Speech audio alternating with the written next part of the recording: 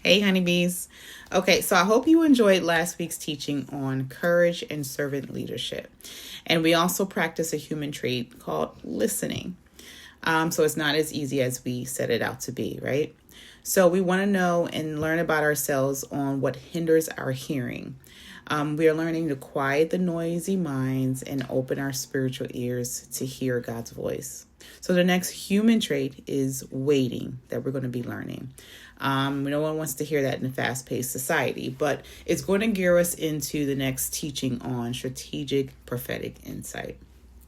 So let's talk about it. Deborah received a revelation from God in the place of waiting in worship. Now, Judges 5 was what we're going to read. It gives the account of what actually happened in the battlefield.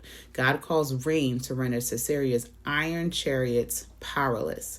So when Deborah's learned the art of worship, we can also pray for rain to come down. Another waiting season for Deborah. Scholars say that she was lighting lamps in the temple, which is symbolic for waiting on the Lord. She even made wicks for a living, and before she became a judge.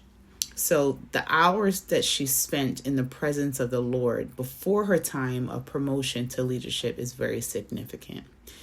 So before we ever gain prophetic insight and strategies for warfare, some of you have and still are developing a waiting process for the presence.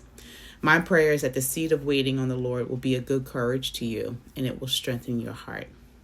Love you guys and can't wait to see you next month. Bye.